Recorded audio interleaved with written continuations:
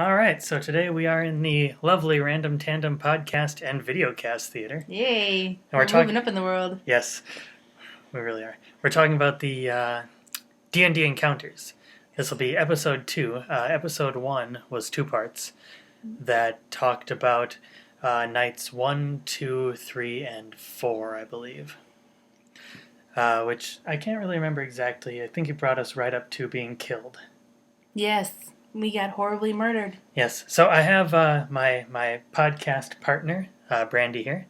You can also find out more about us at the Random Tandem website, which is spelled with EMs at the end instead of the proper way. Because it's more fun that way. Yes. And I'll probably put a link on this too so people can find it. So we've been playing D&D Encounters for 9 weeks? Yeah, they were on week 9. 9 weeks now. And actually we're a week behind most people. Well, we were, and now we're caught up. I'll get to that in a minute. No, I'll get to it right now. Mm-hmm. So it was maybe night 6 or so. We started doing these skill checks, which skill checks use the 20-sided die to check your skills to see if you know things or if you can figure things out, which is pretty different from the combat. Yeah.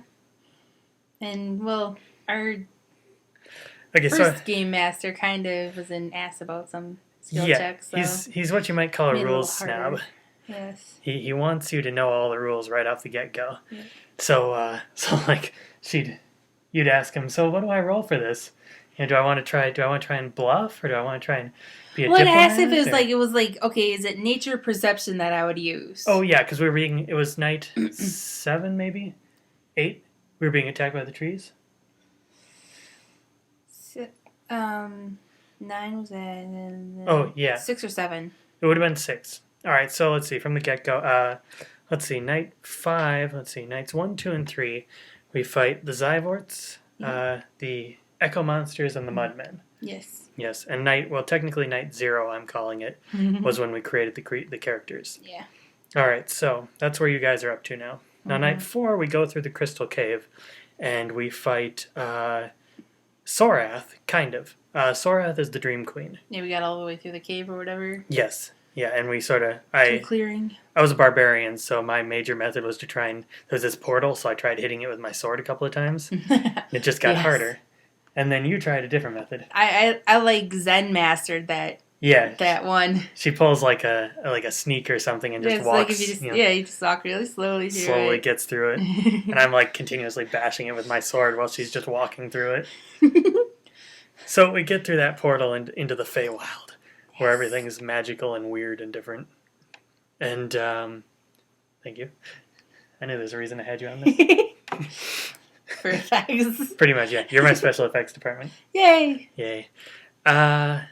So, yeah, alright, so night 4, we get into the Feywild and we run into Sorath, the Dream Queen, who turns out to be the major monster of this whole thing. Mm-hmm. And she had Juliana / the other chick. Yeah, she had Juliana, we were sent after Juliana and Orlando, an elf and a human who were lovers. Yes. And they decided to hide out in the caves, and they ended up in the Feywild and being taken over, basically possessed by these 2 spirits that incidentally this Dream Queen needs in order to finish a spell. Yes. So she's trying to capture these 2. And she's already got Juliana, and we run into the Dream Queen. Yep. And she has a variety of, what was it, gnomes or something? Leprechauns? They were leprechauns that she had, they were spelled or something. Yeah, sort of brainwashed, sort of mind-controlled by her. So we fought them, and let's see, so that was night 4. Night 5 would have been the horses? What are you looking up? Just see if there's a thing that says what all the nights were. Oh, yeah, there is. It's actually, if you go to the D&D website, or just D&D Encounters, you don't want D&D Insider. Okay. But yeah, D&D Racing? How about that? No. The website for D&D will actually tell you what each night was if I get it a little wrong. D&D Encounters. This is why I can cut things out. I know, thankfully. I won't, but I totally can. Number 5 was the Archphagents. Yep, so that was Uma and Ragnar. All right, so night 5 was the Archfey. Yep. We meet these two Fey captains. Actually, we don't get to meet them yet. We just meet the people hanging out with them. And the one Wildens and satyrs and such. yes, Uma has some sort of snobby fairies around her, and Ragnar has a bunch of Wilden and satyrs partying. Yep. And they're all sort of magicked by the Dream Queen, so that they can't fight the Dream Queen. They need our help. Yep. Unfortunately, we need to earn their trust, and the way that we end up doing that is by capturing these two. Not exactly capturing. We went to Ragnar's camp. Yeah, we chose Ragnar's camp, and each one gives you a task that you can do to earn their trust. Yes. And for Ragnar, it was getting 2 unicorns from Uma's camp to come to his camp. Yeah. Which we did. It was actually kind of a neat thing. It was mostly a skill check challenge. Yep. We could have fought our way through, and actually some of our characters chose that way. Because one of Uma's people showed up and got very pissed about what was happening. Yep. So, she had to fight a little anyway. yeah, our so as soon as this woman shows up, we have this was he a dwarf? The Charger? Or is he an elf? Our Charger. I think he's an elf.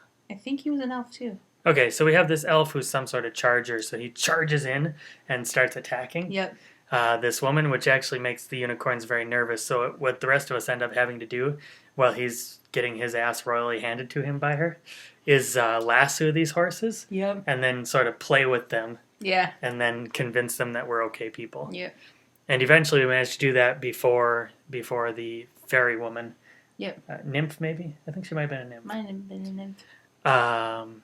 Completely obliterated us. Yeah. And then that was the end of that. So that was kind of where skill challenges worked, because it was kind of evident what you had to do. I mean, I tried negotiating, and that wasn't really working. Yeah. So in the end, it was lassoing, and that was just a basic athletic skill, which was kind of easy. Yeah. But let's see, what was the next night? Next one was the trees. Oh, right. Okay, night 6. It turned us into trees. Yeah, night 6 was where I finally learned that I wasn't really playing my character right. Yep. Because he's meant to be a defender and then a striker, which means that most of the time he doesn't do that much damage, he just defends. Yep. And I have an aura that helps me do that. Keeps things in one place so everybody else can take shots at him. Yeah, and I can't go back and forth between the two. Once I decide to be an attacker, I'm an attacker till the end of the battle. Yeah. And actually, our game master, who I suppose it would have been helpful if he had told us this earlier, informed us at the end that I wasn't really doing it right. Yeah. And that's why we had such a hard time. And actually, he had to kind of cut the battle short because we were getting beaten up so badly. Yeah. But also, she was trying to do... What were you trying to do exactly? Get the sword out of the tree? Or investigate the trees? I was trying to investigate the tree, trying to get close to see if I could, stop them from doing something. Yeah, because throwing the arrows. The trees kept on throwing out these poison darts at us. And so you were trying to do a nature check or a perception or whatever. And yeah, so every time that she asked, she's like, you were like, can I use nature? Can I use perception? Yeah. And he's just like, yeah. That's exactly his response. Just, you know which it is. Which one do you want me to do? Yes. I know nature check. You can do some calming of plants and stuff like that, supposedly, but perception might let you I don't know, perceive something about it when you get closer at that. So I'm like, okay, well, which one would it be? But no. Yeah, and one of the other guys at our table pointed out that that actually some of the things the book said, our game master wasn't allowing. Mm-hmm. He's like, okay, so this skill allows me to do this, this, and this, and our game master go, what? And he was allowing opportunity attacks, which we found out he wasn't supposed to do. So it turns out we found this out later. Apparently, D&D version 4 doesn't actually allow when you're casting spells and you're right next to an enemy. So let's say that this guy's the enemy and she's trying to cast a spell against someone else, and he's whacking her with his sword, right? And she's trying to cast a spell. Well, in D&D 3.5, I love the sound effects. In D&D 3.5, when she casts a spell, he'd get an attack of opportunity to whack her again when she's distracted. But apparently, they're both facing the wrong way for the camera. Right there. It's just representative. You can hardly see him anyway. Okay, fine. So there, she's firing a lightning bolt at you, the viewer, and he's whacking her with his sword. Yeah. Moving on. So yeah, in D&D 3.5 apparently, which that's sort of the rules that I'm more used to just because I've heard about them more. I never really played until now. But when she cast a spell, he'd be able to get off an attack at her. But apparently in D&D 4.0, that's not an issue. That doesn't happen anymore, according to our new game master, which we recently found out. So it's this strange mix of rules that wasn't really working out too well. Yeah. So what we ended up doing, was it Chapter 7? Yeah. 7. With at the same place, and that was actually fighting our way across a river. Yep. And we were trying to go to where Orlando was being stored in this sort of ice prison, I guess. Yeah. And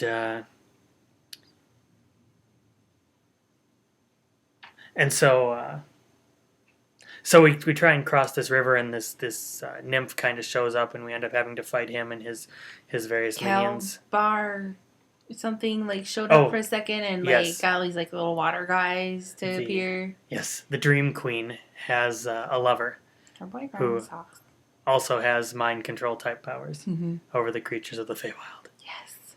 And so yeah, we did our way through that one, and then last week we went to a place called Fantasy Flight Game Center in Minnesota. It's in Roseville. Yep. And it's a pretty cool place. You should check it out if you're in the area. It's kind of got this nice big area for playing in. It's pretty decent. The acoustics are good. It's not echoey, really. Yeah. It's pretty nice. A lot quieter. Yeah. Well, yeah. And not as many really smelly people. Yeah, there are, I hate to fall into stereotypes, but there were unfortunately some of the typical sort of fat, underbathed geeks where we went. There were a few people who did not smell pleasant. No. And it would drift around the room. Yeah. And every so often you'd catch a whiff and go, ah! Yeah, you kind of vomit in your mouth a little. Yeah, which is not fun exactly. Yeah. But, so we went to this new place, and they had a pretty small crew. There wasn't that many people there. Actually, it was just us for the longest time, and the rest of the group showed up maybe half an hour later. Yeah. And it was okay. That was 2 more people. Got through all the beginning information. Yeah, which was fine. And actually, there was much... this place doesn't really put much of an emphasis on the skill checks, which is nice because, first of all, you don't really know what you're doing half the time. Mm. So that was nice to just go straight for the combat for the most part. Yep. And we found out a lot of rules that apparently we weren't supposed to be really playing by previously, and just a lot of... And some rules that we were supposed to be playing by, but our previous game master never said anything about. Yeah. Yes, we ended up doing a mission. I was a little concerned at first because we made new characters for this. Mm-hmm. And we both had spell users for the most part. Yeah. I had a straight-off mage, and she had a hexblade, which is sort of a warlock who can do some melee combat. Yeah. And the other two were I think he's just a straight mage like me. Because he had many of the same spells as me, and his buddy was some sort of a magic-empowered charger. Yeah. Sort of, if any of you out there... Pixie kind of type. Yeah, he was a pixie, but also very powerful. Mm-hmm. If any of you out there have ever played Shadowrun, it's very similar to the Adept character from Shadowrun. I think it was maybe 3.0, 4.0, something like that. It's a discontinued game. It was bought up by WizKids a couple of years back after FASA went under. None of you have any idea what I'm talking about. Mm-hmm. But yeah, there was a character in there called the Adept, which that game focuses a lot on magic. And one of the characters actually uses his magic but channels it into himself to make himself a better warrior. And that was kind of how this character runs in D&D. A little background. Yeah. No one knows what I'm talking about. No one on Earth knows what I'm talking about right now. Yes, thank you. Anyway. Yeah, so that was helpful to have his charging, but for the most part, I mean, we just stood back and just fired off spells, and it worked great. We decimated this group of Zyvorts that came up on us while we were making camp. Yep. And basically, we're at the point now where all of the factions are coming together and planning on helping us out as much as they can for us to defeat the Dream Queen and save these 2 lovers so we can get them back where they belong. Yep. And that's the chapter we're up to. Actually, we skipped chapter 8, is it? We skipped chapter 8 because where we were, it was a week behind, and Fantasy Flight was up to date. So we actually skipped a week where supposedly we find Orlando in his crystal prison and free him, I think, and bring him with us. Yes. So we skipped that part, so I'm not really sure what we would have fought then. Basil, the... Oh, right. Ragnar's cousin. Yeah, Ragnar had sent his cousin off to try and kill Orlando because he figured, well, if you kill Orlando, you kill the spirit that's inhabiting him, and the Dream Queen can't use that spirit to finish her spell. Yeah. Problem solved. But I think they found out that if they killed Orlando, she still would have been able to get her hands on Porphyrio spirit. Yeah, it turns out that if you kill either of these two, their spirits return to a place where she can easily find them. Yeah. Back to some tomb or something. Yeah, back to tombs or whatever. Yeah, something along those lines. Where she can collect them and still finish her spell. So the thing that we have to do now is keep Orlando alive and find Juliet and... Juliana, thank you. And destroy or defeat probably Calban and then more than likely Soreth. And that's where we're at. Yeah. So I guess that gets us pretty much up to date. It feels like I skipped a lot of things, but I guess I got through most of the basic stuff before. Yeah. What was kind of neat about Fantasy Flight is that they had a lot of the sort of bonuses that we were supposed to be getting that we never did before, just because of how crowded the source was. Yeah. And I'm not sure how those got in there, but yeah, we got a variety of. These are cards that you play along with the game. What are they called again? Fortune cards. And they do special things. So basically, like you have a deck of fortune cards, and it's a certain number. It's a multiple of 10, so 10, 20, 30 cards. And for each 10 you have to have 3 of each different type. There's defense cards, tactics cards, and attack cards. And so you draw one like at the beginning of your round, and you take a look at it, and maybe it helps you. You hold on to it for a little while, and maybe it doesn't. You discard it and draw another one your next round. Yep. And it gives you these little buffs, little bonuses as you play. So they actually had a lot of the cards not only from the Feywild game this season that we were supposed to be getting, but also several cards from the last season, which was played in Neverwinter. So we were able to get a lot of cards as kind of bonuses for showing up. And yeah, it's a neat place. The acoustics were pretty good. Yeah. Pretty good. It was way easier to hear. Yeah, well, it was just source. They have a mezzanine where they put us up on. Yeah. And most of the other gameplay was happening on the lower floor. Yeah. And just the entire place has carpet, and it's got high ceilings. Really clean and... Yeah, very clean, very, very fresh. I'm not sure if it's just not used much or if they just keep it cleaner. But it's nice. It's very nice. And I like the source, you know. You'll always like the source just because it's the original game store. They got a lot more stuff, too. They have a lot more stuff, the source does. Although Fantasy Flight does have some unique things that the source doesn't. Yeah. Certain board games they don't carry, especially ones that are published by Fantasy Flight Games. Yeah. Like the entire Arkham Horror series. Yep. But yeah, neat place if you're in the area. They have sort of open tables that people can use basically anytime for whatever they want to play, and then they have different game nights like any other game store. Mm-hmm. But yeah, so that's up to date with I guess D&D Encounters for the past 5 chapters. Yep. Got new characters that are awesome. Yeah, and we're definitely going to keep on playing these characters no matter where we play, which will probably be Fantasy Flight from here on out. Yeah. Until it gets too crowded. Yep. But yeah, these wizards are nice. Actually, I'm surprised at how well we can kill things. Yeah, we got some good skills and stuff. Yep. Yeah. So that's everything that's happened so far. Thank you. Love it. Although we do have to make new models. I mean, yours is fine, but that does not look like a satyr. I have a satyr wizard, and that's not going to cut it. Not so much. So I'm going to have to get a new model soon. I do have a light blade with my character, though, so having my little person with the blade is fine. Okay. There's mine, for anybody to see. Yes. We painted them with toothpicks. Yes. So, yeah, that's everything. Yay! This is D&D Encounters... Feywild, Through the Crystal Caves. Through the Crystal Caves. Part 2. Mm-hmm. Talking about chapters, I guess, 4 through 9. So that means that it's, 14 chapters? Yep. So there'll be at least one more telling everybody what else happens, and I hope to see more of you at future games. More people at future games. I hope this D&D Encounters thing continues to take off. And it's not just for nerds. No, it's for everybody. I've been playing it. A huge variety. It's fun. Yeah, and she's just a hippie artist. I am. Yeah. So, this is Tommy D from Random Tandem. And Brandy. From Random Tandem. From, yeah, same place. Yeah. See y'all later. And keep gaming.